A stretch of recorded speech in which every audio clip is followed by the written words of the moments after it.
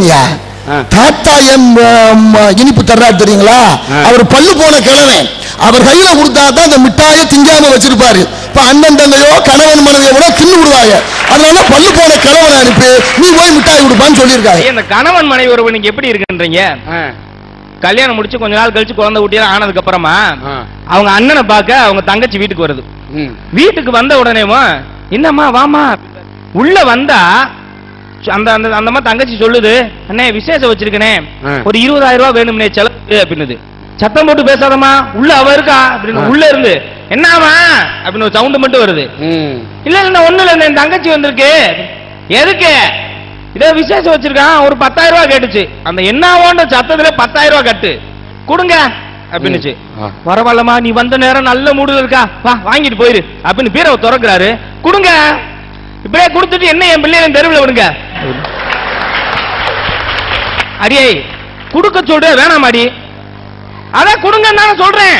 படுத்து இந்த பிள்ளை அடிச்சு சப்பு சப்புன்னு இருக்கு எழுந்துச்சு. அடியே எந்திரி, உங்க அப்பா இப்படி வராது போறாரு, அள்ளி கொடுக்க போறேன், உன்னையும் தெருவில் விட போறாண்டி, அடிச்சு சப்பு சப்புன்னு இருக்கும். அந்த பிள்ளை அழுதுகிட்டே சொல்லுது, இதான் சொன்ன கல்யாணம் பண்ணாத முதல்ல அப்படின்னு அந்த பிள்ளை அழுகுது.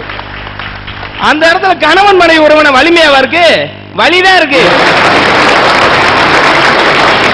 பாட்டி வர சுட்ட கதை உங்களுக்கு தெரியும். எல்லா பொண்ணுமே ரொம்ப நாளா கேட்டிருக்கோம். சின்ன பிள்ளையில இருந்து எடுத்துன்னு அந்த கதையை தான் சொல்லுவான். அப்ப என்ன பண்றாங்க, முத பாட்டி வரைய சுடும், அந்த காக்கா வந்து கவிட்டு போயிடும். மரத்துல உட்கார்ந்து இருக்கும், ஒரு நரி வரும், காக்கா நீ அழகா இருக்கே ஒரு பாட்டு பாடணும். இது காக்கான்னு வாயத்தை வந்து வர கீழே வந்துடும், நரி தூக்கிட்டு போயிடும். எல்லாம் கேர் கை தட்டணும். காக்கா ஏமாந்து போச்சு. கொஞ்ச நாள் கழிச்சு கதையை மாத்தினாங்க. மறுபடியும் அது பாட்டி உட்காந்து வர சுட்டுக்கிட்டு இருக்கு. மறுபடியும் அந்த காக்கா வந்து வரைய தூக்கிட்டு போகுது, மரத்துல உட்கார்ந்து இருக்கு. நரி அழகா இருக்க ஒரு பாட்டு பாடு அப்படின்னுச்சு. மறுபடியும் இந்த காக்கா என்ன பண்ணுச்சு, காலில் வடைய கவிக்கிட்டு காக்கானுச்சு. நரி போயிடுச்சு.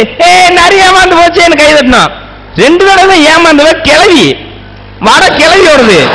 இதை யாராச்சும் யோசிச்சு பார்த்தோமா? இந்த மாதிரி தாத்தா பாட்டி ஏமாத்திக்கிட்டே இருந்துட்டு நம்ம தாத்தா பாட்டியோட வலிமை இல்லாத உறவு, தாத்தா பாட்டியோட வலிமை இல்லாத உறவுன்னு சொல்லிட்டு இருந்தோம்னா எப்படியா நம்ம நம்புறது? ஐயா அம்மா அப்பா 2 பேருமே வேலைக்கு போறாங்க. அந்த பையன் எங்க போவேன் பாக்குறேன். காலையில எங்க பக்கத்து வீட்டுல ஒரு பையன் காலைல வெள்ளனா எந்திரிச்சாங்க, எழுதி எல்லாமே வந்து வேலை பார்த்துட்டு பரபரப்பா ஓடிக்கிட்டு இருக்காங்க. அந்த பையன் ஏமா யூனிஃபார்ம் டவுசர் காணாமா அப்படின்னா, போடா உங்க அப்பாட்ட போய் கேள்றா அப்படின்னா. மறுபடியும் போய் அவங்க அப்பா கேட்கறேன், எப்பா யூனிஃபார்ம் டவுசர் காணாமாப்பான்றேன். உங்க அம்மாட்ட போய் கேட்கறேன், எனக்கு பையில பார்த்துக்கிட்டு இருக்கேன். சரி லீவ் நாள்லயாவது பேசலாமேன்னு போனா, நான் அப்பா ரொம்ப டயர்டா இருக்கேன்டா, அம்மாட்ட போ. அவங்க அம்மா எனக்கு 10 கையா இருக்கு, இன்னைக்கு ஒரு நாள் வேலை பார்க்க முடியுது, அம்புட்டி அழுக்காக்கி போட்டுருக்க, அப்பா வான்னு சேர்ந்து எவ்வளவு அழுக்காக்கி போட்டுருக்கீங்க, ஏதோ யார் துவைக்கிறதுன்னு. கடைசியில பாக்குறேன், நேரா போய் டிவி முன்னாடி உட்காராயா. உட்கார்ந்து டிவியை போட்டு கார்ட்டூன் சேனல போட்டா சிங்கம் பேசுது, புலி பேசுது, கரடி பேசுது, இந்த பக்கம் மிஷினெல்லாம் பேசுது. பேச வேண்டிய மனுஷன் ஒருத்தனும் பேச மாட்டான். அவனுக்கு எங்கேயா இருக்கும் பாசம்? அதே நேரத்துல ஒரு தாத்தா பாட்டி இருந்தா எப்படி இருக்குன்னு பாருங்க. அந்த இடத்துல நேரா போவேன், பாட்டியே நான் இன்னைக்கு ஸ்கூலுக்கு போனேல என்னென்ன நடந்துச்சு தெரியுமா அப்படின்னு அவங்க பாட்டிட்ட சொல்லுவான். பூரா கேட்கும். கேட்டுட்டு கதை சொல்லுங்கயா. பூரா அந்த மிஷின் கதையை கேட்டு மிஷினா மாறி போகாம பாட்டி தாத்தா சொல்ற கதையை கேட்டு அறிவுபூர்வமான கதையை கேட்டு வளர்ந்து வர்றாங்க. அவங்க கதை சொல்லல, அவங்க வாழ்க்கையவே கதையா சொல்றாங்க. கதையாக்காம வளர்ந்தா நீ பாசம் இல்லாம போய் பெத்தவங்க கொண்டு போய் முதிய இடத்துல விடுறாங்க. காரணம் என்னன்னா பாசம் இல்ல அவனுக்கு. அந்த பாசம் எங்க இருந்து வரும்? தாத்தா பாட்டி கிட்ட இருந்தாயா வரும்.